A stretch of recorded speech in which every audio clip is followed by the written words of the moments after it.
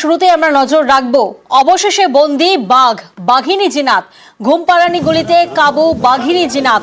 চতুর্থবারের গলিতে কাবু হয় বাঘিনী জিনাত। বাঁকুড়ার গোসাইডিহিতে বাগে আনা গেছে বাঘকে। আজ বিকেল 3:58 ঘুমপাড়ানি গুলি করা হয় জিনাতকে। আমরা জানি যে গতকাল 3টি ঘুমপাড়ানি গুলি ছোড়া হয়। গতকাল 2টি গুলি লাগলেও কাবু হয়নি জিনাত। অবশেষে আজ কাবুতে আসলো বাঘিনী জিনাত। 3টি জেলা ঘুরে বন্দী হলো বাঘ।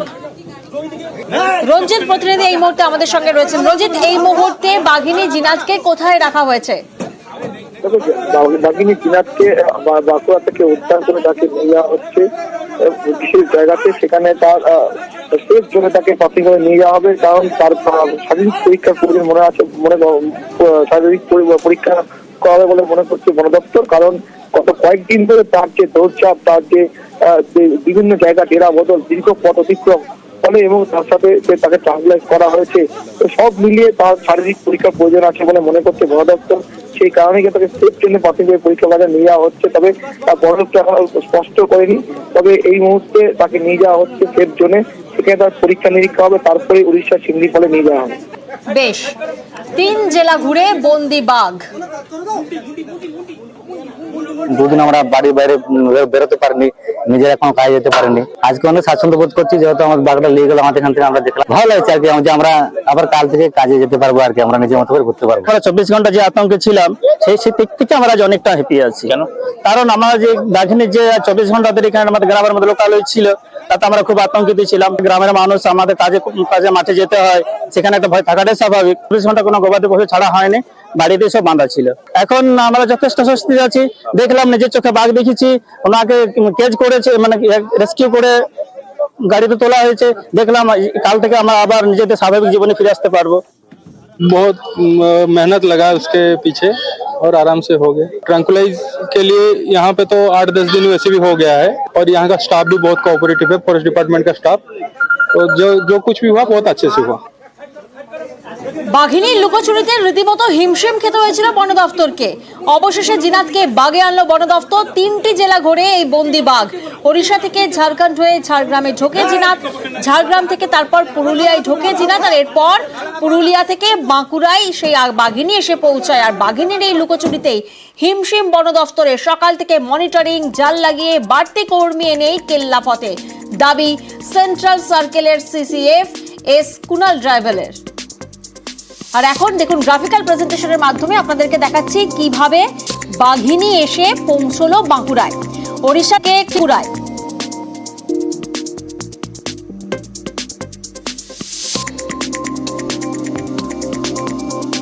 সেই সকাল থেকে আমরা তৈরি করেছি, এলাকা মনিটর করেছি, যত সম্ভাবনা নেট লাগানো আর ম্যান পাওয়ার লাগানো, প্রোটেকশন ফোর্স লাগানো আর যা ডাকিং টিম লাগানো, মানে পিকচার মানে ফ্রেশভাবে আমরা অ্যারেঞ্জ করেছি।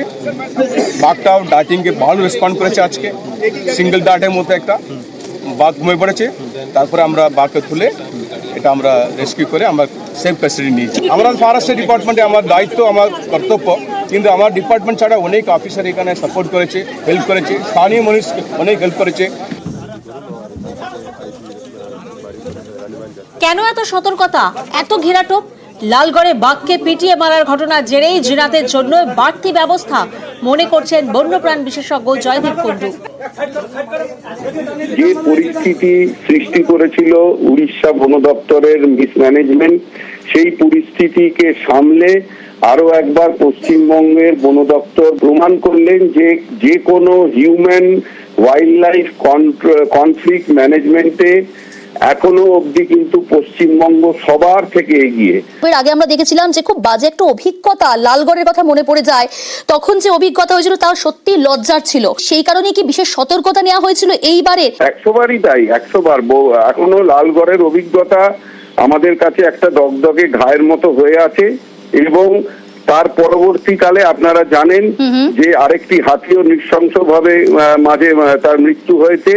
এই সমস্ত ঘটনা আছে, কিন্তু তার মধ্যেই যেভাবে এই বাঘকে ম্যানেজ করা হলো এবং এই বাঘকে বাগে আনা গেল, সেটা কিন্তু নজিরবিহীন। ট্রাঙ্কুলাইজ করার ক্ষেত্রে এত সাবধানতা কেন? তাকে ট্রাঙ্কুলাইজ করে দিলেই হলো না, তার একটা সঠিক পরিমাপ আছে।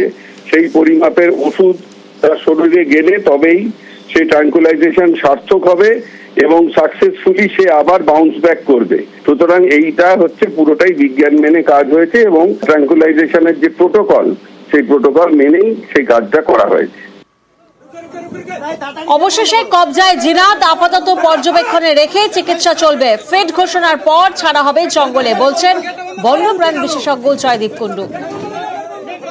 যারা ভেটেরিনারি ডক্টর আছেন তারা ওকে অবজারভেশনে রাখবে বেশ কিছুক্ষণ এবং সেই অবজারভেশনে রাখার পর ওর অ্যাজিলিটি চেক করবে, দেখে নেবে যে স্বাভাবিক ছন্দে আছে কিনা এবং ঠিক মতো খাওয়া দাওয়া করছে কিনা।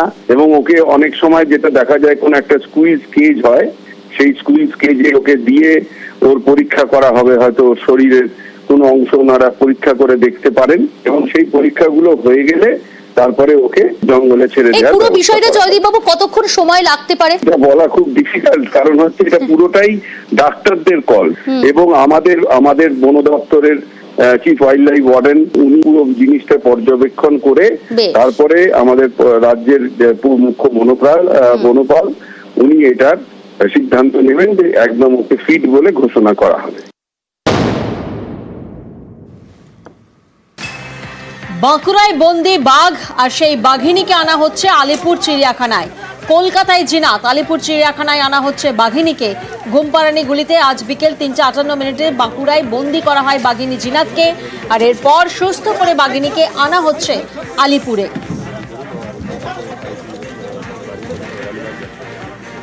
আলিপুর চিড়িয়াখানায় এই মুহূর্তে আনা হচ্ছে বাঘিনী জিনাতকে। ঘুমপাড়ানি গুলিতে বাঁকুড়ায় বন্দি করা হয়েছে এই বাঘকে। চতুর্থবারের ঘুমপাড়ানি গুলি, আর যে গুলিতে কাবুতে আনা হয় এই বাঘিনী জিনাতকে। সুস্থ করে বাঘিনীকে আনা হচ্ছে আলিপুর চিড়িয়াখানায়।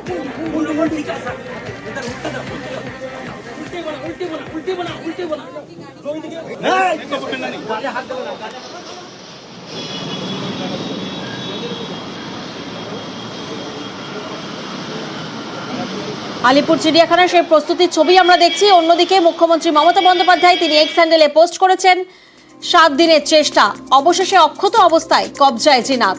এড়ানো গেল লালগড়ের পুনরাবৃত্তি। বাঁকুড়ায় বাঘবন্দিতে বাংলার বন দফতরকে অভিনন্দন মুখ্যমন্ত্রীর। পুলিশ প্রশাসনের পাশাপাশি শুভেচ্ছা স্থানীয়দেরও।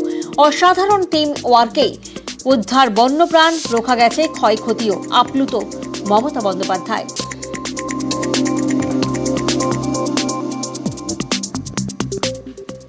অশান্ত প্রতিবেশী দেশ, সক্রিয় বিভিন্ন জঙ্গি সংগঠন, মাথাচাড়া দিচ্ছে বিচ্ছিন্নতাবাদীরাও। শান্তি আলোচনায় অংশ নিয়েও কিভাবে কে এলো জঙ্গি?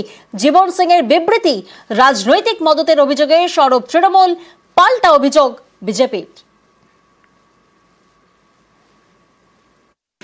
কোনো অবস্থাতেই বাংলার মানুষ এই ধরনের বিচ্ছিন্নতাবাদী বা বিচ্ছিন্নতাকামী আপত্তিকর বক্তব্য তারা কোনো অবস্থায় সমর্থন করেন না। কিন্তু এদের পেছনে নানা ধরনের বঙ্গবিরোধী দল, বঙ্গবিরোধী শক্তি তারা আছে। একটা সময় যখন ওইসব এলাকায় উন্নয়ন কম ছিল, পরবর্তীকালে মমতা বন্দ্যোপাধ্যায় মুখ্যমন্ত্রী হওয়ার পরিশাসনিক বৈঠক করা, বিভিন্ন স্কিমে উন্নয়ন করা, মানুষ সেই উন্নয়নটা দেখতে পাচ্ছেন এবং মুখ্যমন্ত্রী সরকারের সদিচ্ছাটা দেখতে পাচ্ছেন। ফলে সেইটাকে ডিস্টার্ব করার জন্য যে কাউকে সামনে রেখে অন্য কোনো শক্তি এই ধরনের কাজকর্ম কিছু করে থাকে, মানুষ এগুলো প্রত্যাখ্যান করবেন। দেখি, ভারত সরকারের মূল লক্ষ্যই হলো শান্তি স্থাপন করা।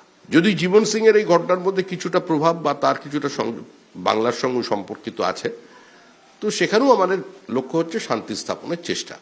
কিন্তু কোনো দেশবিরোধী কার্যকলাপ, কোনো বিচ্ছিন্নতাবাদ বা কোনো রাষ্ট্রদ্রোহিতাকে বা কোনোভাবে বাংলার ওপরে, বাংলার স্বার্থে কোনোভাবে যদি আঘাতপ্রাপ্ত হয়, তাহলে কেন্দ্রীয় সরকার চুপ করে থাকবে না। এই মুহূর্তে আমরা একটু বাংলাদেশের বিষয় নিয়ে অতিরিক্ত চিন্তিত আছি। তার মধ্যে যদি জীবন সিং আমার যোগ দেয়, তাহলে তার প্রতিও মানুষ ক্ষুব্ধ হবে। তবে আমরা চাই সবাই শান্তিতে থাকুন।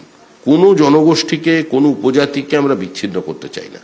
আমরা সকলকে মূল জাতীয় জনজীবনের স্রোতে ফেরাতে চাই, এটাই আমাদের লক্ষ্য।